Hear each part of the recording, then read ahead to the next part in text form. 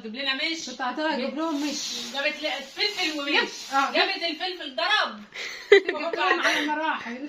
كنت عامله لك نداء عاجل في الفيديو بتاع الانفاق. ايه مش والله. السلام عليكم ورحمة الله وبركاته. بسم الله والحمد لله والصلاة والسلام على أشرف خلق الله. حبيب قلبي نسمي الله ونصلي على الحبيب علشان قلبك يطيب عليه أفضل الصلاة والسلام. يعني حبايبي كده يعني ادعوا لنا كده دعوة كده إن ربنا يشفينا ويعافينا يا رب، وأقوم كده أقف على رجلي بالسلامة. يعني الحمد لله ديت من يوم ما كنت بخلي معاكم الفراخ وهي محطوطة في التلاجة، يعني قلت لهم سيبوها عشان أعملها عشان خاطر ياسين، لكن انتوا عارفين بقى يعني إيه، يعني الحمد لله طبعا على كل حال ما قدرتش ان انا اقوم. فالنهارده بقى ايه كنت نسيتها اصلا، يعني قعدت يوم كده في التلاجة، فقلت بقى ايه اقوم كده ايه، يعني اذا عزمت فتوكل يعني ونعم بالله طبعا على، والحمد لله طبعا على كل حال. هنا بقى هنعمل تتبيله الفراخ البانيه. تتبيله البانيه بقى كده ان شاء الله تنفع في كل حاجه، تنفع في الفراخ المشويه، تنفع في كل حاجه. هنا بقى احنا المفروض ان احنا بناخد عصير ايه ميه البصل، لكن احنا بقى مش هعمل كده، مش هعمل ميه البصل بقى دلوقتي علشان يعني ايه هتعذبنا شويه على ما تعمليها. ممكن كنت عملتها في الكبه، لكن انا قلت ايه اعملها كده ايه في الخلاط احسن يعني. هنا بقى عملت بصل، وهنا بقى احط قرن فلفل اللي هو الشطه. احط قرن فلفل واحد بس عشان هو حامي، وعشان خاطر ايه ياسين يعني حامي خالص مش قادره اصلا ان انا افتحه. ده حطيت بصل اهو، حطيت بصل وقرن شطه وطماطمايه. احط بقى هنا ايه البهارات بقى مشكله، سماق، هتحطي كمان كزبره حبه، الواحد برضو مش مركز لسه والله. كزبره، حبهان، هتحطي توم بودره، بصل بودره، فلفل اسمر، مكعبات مرق الدجاج. البهارات اللي انت تحبي تحطيها حطيها، بس انا حطيت كده بس كزبره ناشفه ومطحونه وكل حاجه كده زي ما انتم شايفين. هحط كمان خل اهو، احط كده ايه شويه خل حلوين، عشان الخل ده هو اللي يعني ايه بيظبطها برضه، يعني بيظبط معايا ايه الفراخ. كمان هحط شويه زيت اهو، بسم الله ما شاء الله اهو.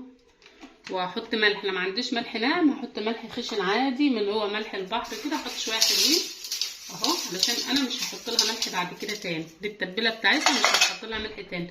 كمان ما عنديش زبادي، عندي بقى مج كده ايه من اللبن اللي هو الحليب، احط منه شويه كده اهو، وهضرب ده كله. اللبن بقى يعني بصوا بدل الزبادي بالظبط، يعني ما عندكيش زبادي حط ايه لبن، مش هيجرى حاجه يعني. هعمل ده بقى الخلطه دي كلها كده في الخلاط وهرجع لكم تاني.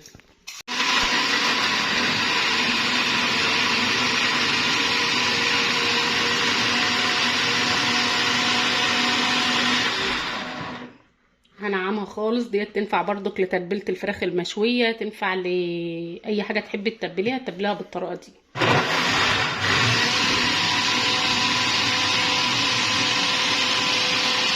بتاعتي مسكتها شطفتها كده قبل ما احطها في التتبيله. التتبيله بتاعتي اهي بسم الله ما شاء الله. هحطها بقى كده ايه اهو، شوفوا الفراخ عامله ازاي، دي اللي انا خليها معاكم. ادعوا لي يا ولاد، ادعوا لي يا حبايبي ان ربنا يشفيني بالله عليكم، يعني مش عايزه منكم غير ان انتوا تدعوا لي بس، ادعوا لي ان انا ربنا يشفيني بس، ربنا يشفي كل مريض يا رب. اللهم لك الحمد والشكر يا الله. طبعا غسله ايديا، انا كنت بغسل اصلا الصدور دلوقتي اللي هي بتاعه الفراخ، فانا ايه غسله ايدي. وانا قلت برضو كتبل الطبقين بتوع الصدور مره واحده كده مع بعض، وعينها حتى متبله. لو انت حابه ان انت تعمليها اعمليها وحطها في الفريزر، وان شاء الله اوريكم الطريقه برضو واحنا بنعمل كده مع بعض ازاي اصلا ان انت تعمليها جاهزه وتبقى زي اللي انت بتشتريها جاهزه على التحمير على طول من المحلات اهو. بسم الله ما شاء الله.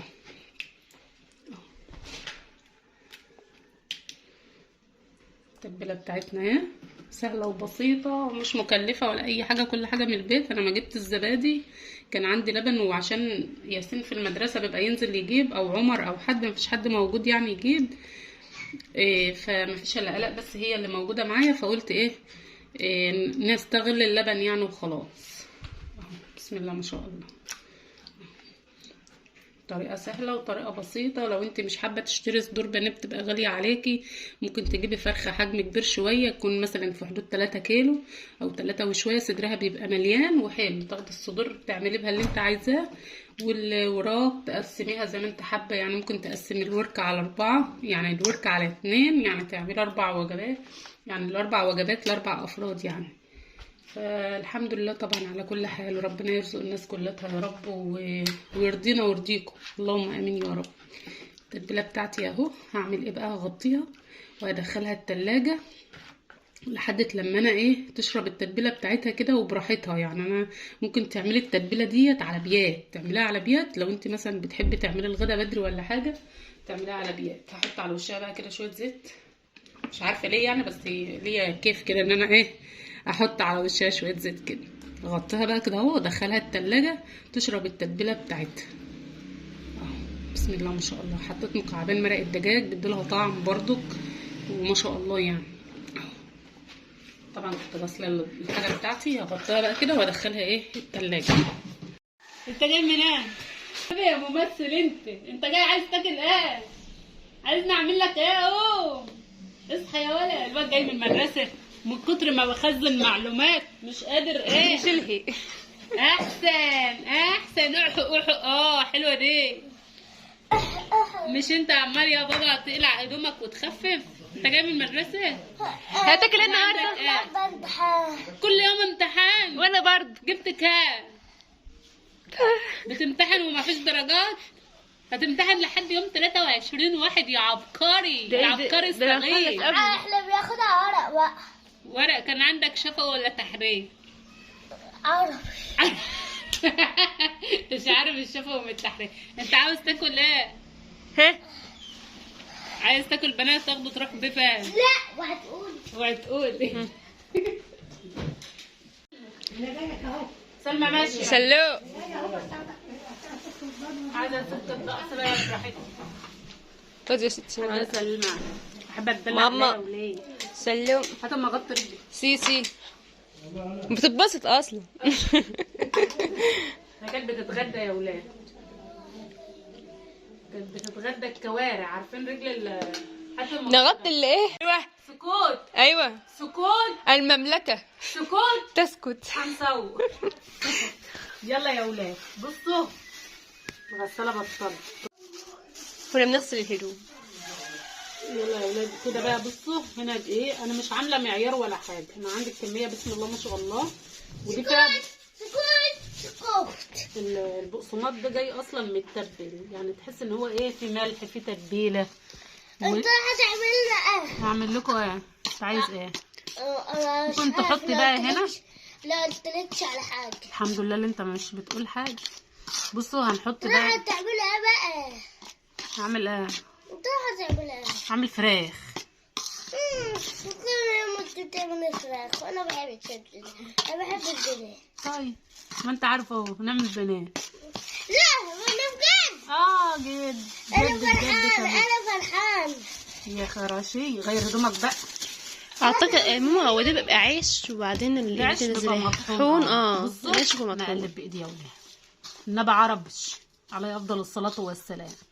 هنا بقى بصوا التتبيله ديت انا سبتها في التلاجة يوم كامل، يعني بصوا يوم كامل شاربه التتبيله بتاعتها وكل حاجه بالظبط. هنا بقى حطيت دقيق على خلطه البقسماط، على خلطه اللي هي بتاعه البانيه. الحاجات دي كلها اصلا فيها تتبيلتها وكل حاجه.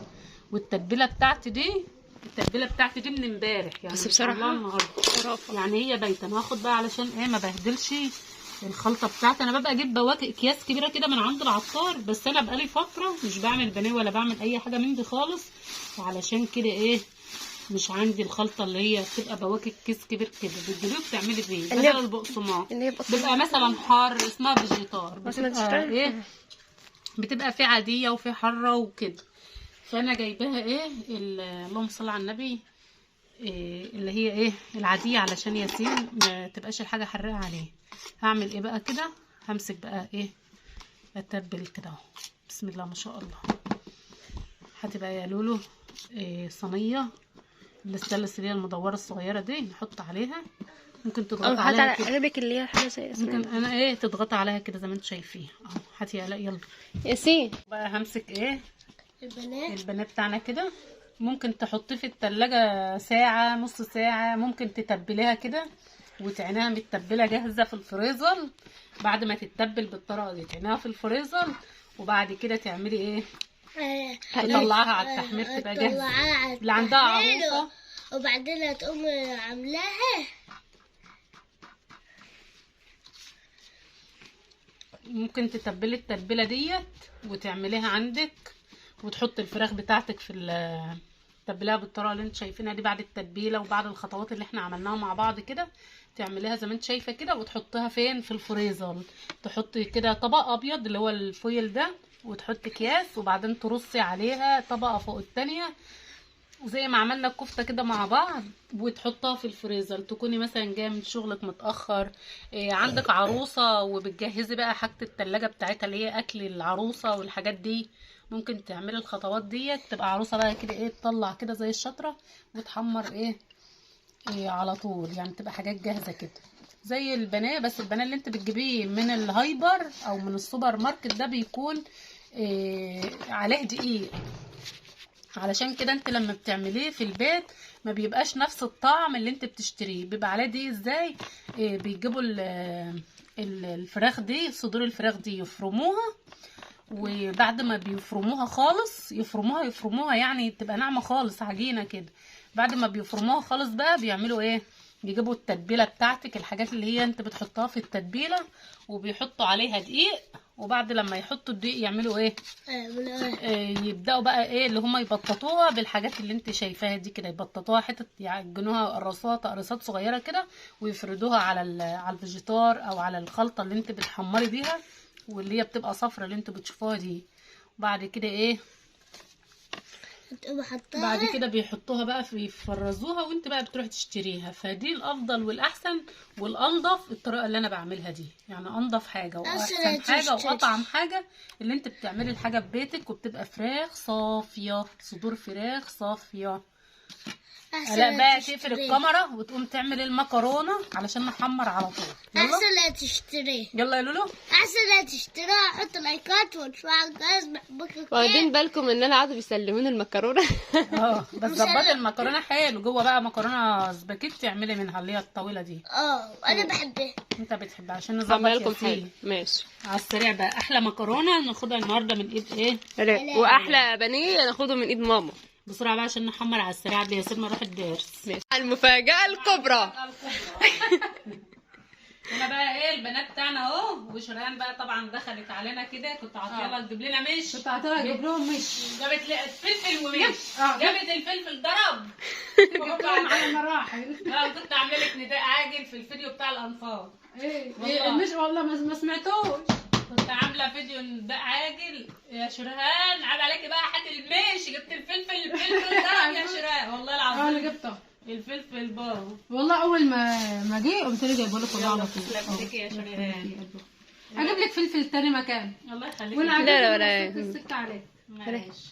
العجوزه بقى كيلو بقى ب 140. والسمنه البلدي مش عارفه والله، بس باينه ب 170 160 والله ما عارفه. لا بيبيعوا. لا انا عايزه بالكيلو. الكيلو حلال ربنا. الراتل الراتل انا بتكلم عن الراتل. لا 170 كيلو بيبقى حلو. الراتل 2 الراتل الكيلو رطلين وربع. احسبي بقى لو على 70 يعني 340. يعني كم لتر؟ انت لبختوني. 170 كام؟ 340 جنيه. والربع دي بقى بكام؟ ممكن نزود ربع على ربع يعمل نص. ربع كيلو بقى. النص مش عارفه انا هحسبهم لك اهو. ده غالي اغلى من هنا. انا بقولك مش عارفه. تبقى غاليه. هنا بقى البنات يا ولاد. بصوا بقى البنات ده ممكن تعينوه كده متبل جاهز كده اهو. بتعان متبل جاهز كده، وتحطيه في اطباق وتحطيه فين؟ في الفريزر. تطلعيه تحمير. احنا كده كده هنعين منه لزياد. ما بعملش حاجه الا لازم انعين لزياد. لازم تعمل لزياد صحن. زياد بيكلمني من يومين طبخنا، قلت له ما طبخناش. اللي ما طبختوش قلت له احنا بقالنا 3 ايام والله يا زياد ما طبخناش. قاعدين على اكل الانفاق. يعني حتى ممكن عاملين حاجه حلوه ما رضاش اقول له. هو عادي يعني بالنسبه له. لما بيجي يعمل هو عايز، بس هو هناك بقى بيبقى يعني كده رقاق شويه. لازم التواضع برضو. كنت واعد. انا قلت لها هات السكينه ما جابتها مش مشكله. صدق انا كنت فاهمه. لا ما انا فاهمه عشان عشان افخاد وحاجات حلوه. مش مشكله بقى. عارفه انت ما هتهدي على النار وهي هتستوي. وبعدين انا متبلاه من امبارح مش من النهارده يعني. انا قصدي انت تدقيها هتبقى جامده. هتبقى انا لو جامده. دقتها هتطهرى بقى وهتبقى هي ما فيش الا الحتتين ده هم بس اللي ايه تخن شويه، امال الباقي كله حلو. لا هو ما حلو. شاء الله. بسم الله ما شاء بسم الله. الله ما شاء الله جميل. يعني ما شاء الله. منك كبير. لا حلو. تقطيعك حلو ما شاء الله. لا ده انا استاذه يا اولاد والله ما يغركوش. انت تخش بقى ايه أيوة تشريح. أستاذة ما يغركوش. انا شيفه كبيره بس ما حدش عايز يكتشفني. اي مطبخ كده يعني حضرموت شيف براك اي حاجه من دي يبعتوا لي يستضيفوها. وانا في الخدمه. اي حد من دول يبعتوا لي بس اقعد كده اهو وهم يناولوني وانا اجهز. اقشر بصل توم اي حاجه يعني. هي في التأشير مش مثل المشاهير فقط. يعني اقشر بس مش هيدونا ندوق. هتدوق. هيطبخوا ويدونا ندوق ولا ايه؟ لا نقشر وخلاص. خلاص ندق عجل للشبراك. عشان بس. فانا عملتها هو تحوش بقى منها كده حبه يعني عشان اسيب حبه اللي زياد لازم اسيب بقى لكل واحد واحده كده. فانا بقى ايه اعمليه واسمعي اللي على مرتين. لا والله عادي يعني ساعات كده بتفرق بس ممكن بقى عشان زياد يجي في يوم سارح اصل زياد بيجي يسرح يعني وكده فيبقى تبقى جاهزه له. او انا مثلا اكون مش موجوده مش عارفه زياد ابني لما بيجي يعني الاجازه اللي فاتت بيقول لي الاجازه ديت ما يعلم بقى الا ربنا. يوم ما جيت رحت اعزي ويوم ما جيت رحت المستشفى. لسه هتروحي فين؟ تاني يوم برضه راح في المستشفى. تالت يوم راح قال لك لا الاجازه انا ماشي ما عادش جاي. سنة 2005 عشان تكبر خواطرنا بقى يا رب يا رب. وتصبرنا بقى عن السنة اللي كلها مياتم وأحزان دي. فراق الأحباء. ده حاجه والله العظيم الحمد لله والله مفيش حد بياخد اكتر من نصيبه. كل ما مكتوب له حاجه بيشوف.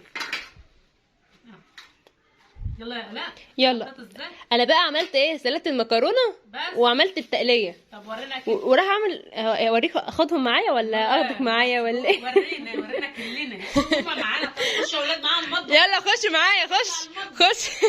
الرحيم يا جمال ويا جمال عم المجال كله. يا جمال ويا جمال. احنا عملنا اهو شايفين المكرونه اهي انا عاملاها اهي. لا ما شاء الله. اللهم صل وسلم وبارك عليك يا حبيبي ويا شفيع يا رسول الله. عليه الصلاه والسلام.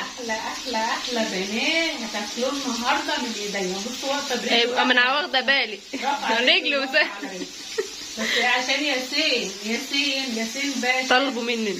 ايوه هو اللي طلب. انا كنت عايزاكي تطلعي هوبا ما اعرفش مين. ما انا لو طلعت هوبا هتلاقيني في الشارع. لان المكان ده برضو يعني هو انا اصلا المفروض ما يتفتحش. ايه رايكم؟ يا جمال الله الريحه ما شاء الله. متبله من بالليل من امبارح. لا خلاص شوف بروفي. التتبيله بقى ايه ولاد عمالين يعملوا في التتبيله كده. ندوق. والله انت عاملاها ازاي؟ شوفوا انتوا مستكبرين القطعه بس هي مش كبيره بتكش. هي بتكش ما شاء الله. هنا الصلصه بتاعتنا اهيت وانا بعمل ايه المكرونه. ده البتاع اللي بنقلب انا بقى.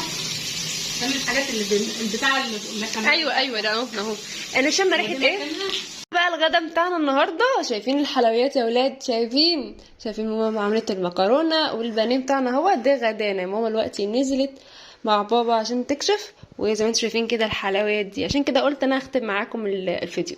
فده نهايه الفيديو بتاعنا النهارده. ما تنسوناش في اللايك والاشتراك بالقناه لو انتوا لسه جديد في القناه. بس ايه رايكم؟ عايش ايدك يا ماما. تسلم ايدك. يلا سلام.